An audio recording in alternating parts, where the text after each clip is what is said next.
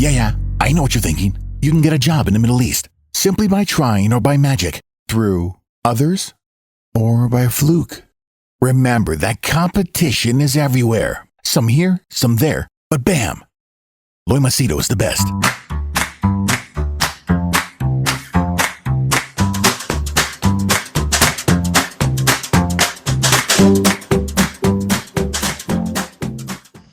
Okay, time for something light. Now, you know that I get calls and emails and messages almost every day. So there are people who inquire about my services, and before I accept a client, I like to know what the client wants, who the client is, what is the profile.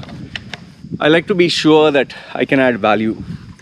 If I cannot add value, I don't accept the client. Okay, so what happened was,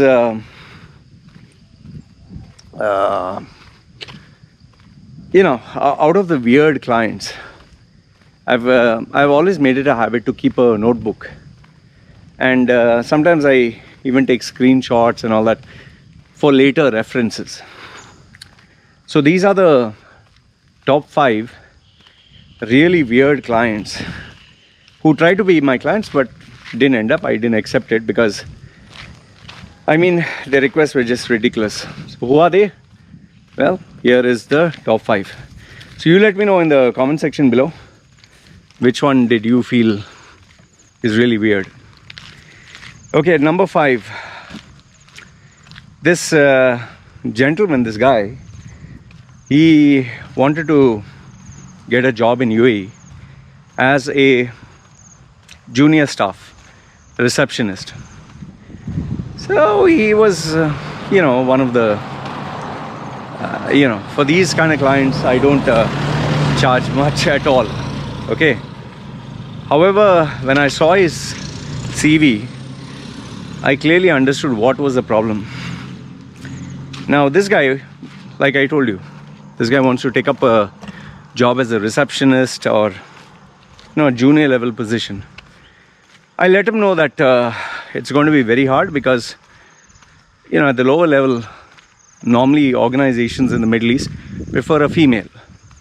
That's why at the reception you always get a girl, Filipina, or, a student or whatever.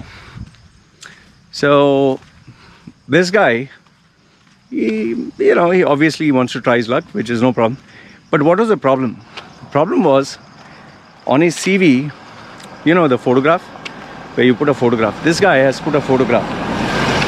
The photograph that he has put is a full-size photograph, okay, on the left side, full-size photograph. No, sorry, not left side, right side. The first page had right side, second page had left side. So he has put a full page photograph. Means he has done his CV through, I don't know, Photoshop or whatever. And in the photograph, he's looking up like this. Okay. And that also, he's not wearing a suit. He has put on a, I don't know, like a nightclub, as if he's a model, as if he's a superstar. Okay. And the second page, he has put left side. He has put more of a like office tie and all that. So, and the way he has described himself is like as if it was a superstar, like aim for the stars and you'll reach, aim for the stars, you reach the moon, or believe in yourself. So many quotations. So I just told this guy, just to understand, why have you made this CV like this? So he told me, in where he works in his company, everyone admires his CV. Everyone says, wow, this is amazing, even in his among his friends, and people have copied his style and all that. So I told him, in your village that you come from, maybe there you're a superstar, but in the Middle East it doesn't work. So number 5, this guy wants to look like a superstar. At number 4, this chap was young. He was in UAE. He tried for some time, and eventually, before he would leave, he got in touch with me. Now the problem with this guy was, he was not actually looking for a job. He was going door to door, knocking on people, cold calling. He wanted to open up a company like Amazon. Okay. Apparently he has experience in websites and he knows coding. So he decided he would come down to UAE and make his pitch to get investment to create a new company like Amazon. Obviously not in billions of dollars, but he wanted that. So once again I asked him, what made you think that Dubai is the place? So he said, yeah, the rich and the wealthy are there. And for him, I told him, see, listen, you start from where you are. You are in India, people know you there. So with people who know you and your reputation, you try from there. Don't come all the way to a new country where nobody knows you, and there you're going to try from zero. Nobody is going to give free money. And that also, for a project like this, easily, you'll go up to $1 million. So, anyway, he didn't want to listen, no. What he wanted from me was any strategy or any contacts, or he would give me commission. I said, I'm not into all this. Then at number 3, number 3 was a very rare one. Pakistani who had a job, had everything in UAE, but then got kicked out. Why?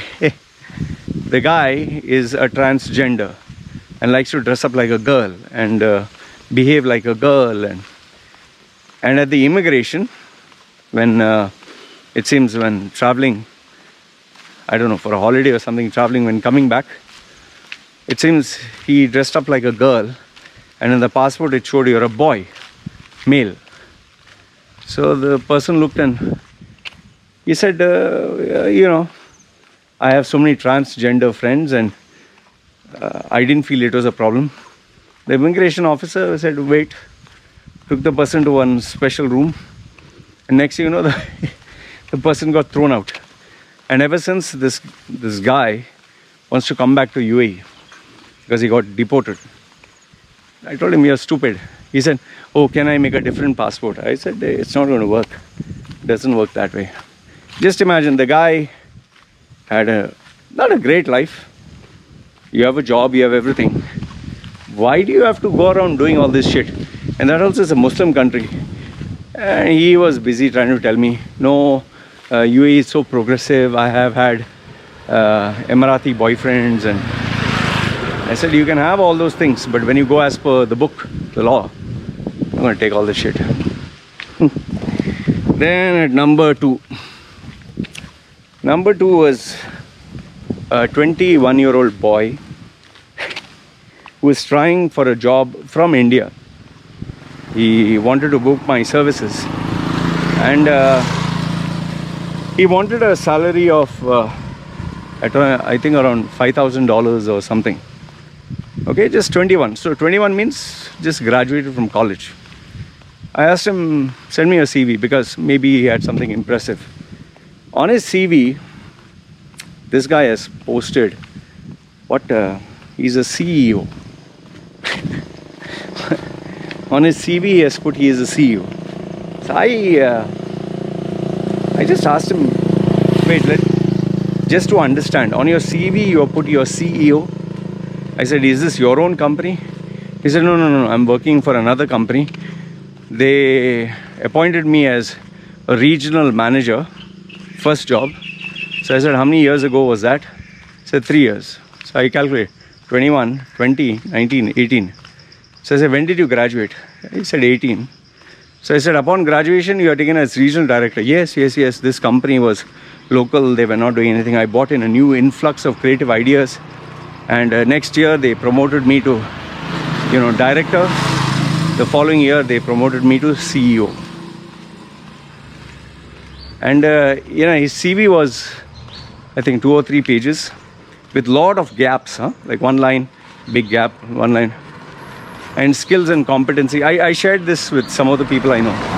Skills and competencies where he knows English, read, write, conversing and fluency 80% and Marathi and Hindi and I asked this guy, I told him, okay, after CEO comes what? He said, no, I'm flexible. I can take a manager's role. I told him, you're just making a fool out of yourself. Nobody's going to buy this bullshit, man. He's saying, no, you think I'm lying. I'm actually a CEO. Why should I lie to you? I can prove it. I said, who? You're going to ask the owner of the company to tell me that you're a CEO? Anyway, he lived in his own bubble. And last, if not the least, the most strangest or the weirdest was this female. Now, this female was a little complicated. She wanted to have a business coaching session for the Middle East market. So for a business coaching session, it's normally the charges are much more. So I told her, I need to understand and ask you questions about your company and all that. So let's have a Zoom session. So we got on Zoom, and lo and behold, this female is really big. You're talking about the female doesn't even have a neck. She's like so big. Okay. Dark female. And so I asked her, okay, what is your business? What do you want to do? She told me that in the West, she has experienced racism. She's being judged by her appearance. And she wants to go to a new place. And that new place is Dubai. So I said, okay, what do you want to sell? Now, before I tell you the answer, you tell me, what do you think this female, I'm pretty sure she must be 160 kilos or more. So big. Okay. What does she want to sell? It's a product, not service. Do you think about it? Okay. She wants to sell lingerie. Sexy lingerie. Underwears, bras and all that. For ladies. So I told her, okay, have you been doing it in your market? No, I'm being judged here. So I want to do it in Dubai, and so that people will not judge me. I asked her, what do you think? People will not judge you there? She said, no, it's a very forward-thinking place. I asked her, from where did you get this? From the internet. Okay. And if that was not enough, her second line, I asked her, what is plan B? Plan B was to sell sex toys. Sex toys for Muslims. So I told her, sex toys is one thing. What do you mean sex toys for Muslim? She said, see, I checked online. There are just sex toys. There's no particular demographic. There's no sex. And I know you'll think that I'm bluffing. I'm telling you actual. The problem is this female, because she is a business and she took my time and she was respectful. I didn't want to take a screenshot. It's not good. People, when they trust you, you can't take their photograph without permission. But I did share the concept with the people. I mean, from where do people get these ideas that lingerie? Now, I'll tell you what is the problem, why the whole thing. Let's assume that, okay, it'll fly off the shelf, sex toys for Muslims or whatever. She wants to represent the brand. She wants to represent the brand. And I told her, see, listen, you're such a big girl.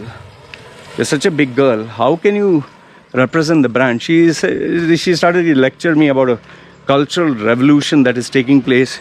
People don't judge you on your, looks. They accept you as big. But the West is a patriarchy. The West is oppressive. She wanted to go to a new market.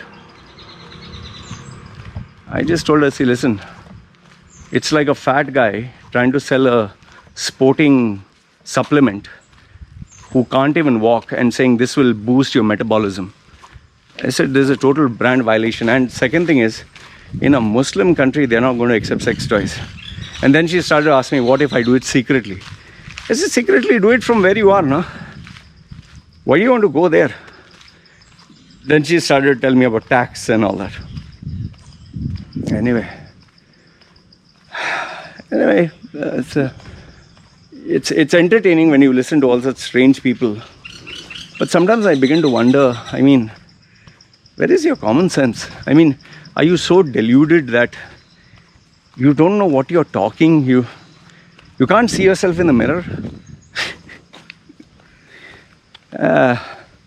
Anyway, these were the top 5. So I wish them all the best. And I let them know, if you do succeed, please send me a drop in a line whether you succeed or failed. I would really be curious to know what were the strategies. The CEO guy said, yeah, then I'll charge you for it. I said, sure.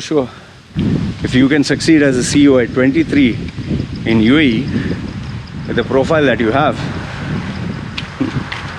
Anyway, these were the top 5. You guys let me know, what do you think?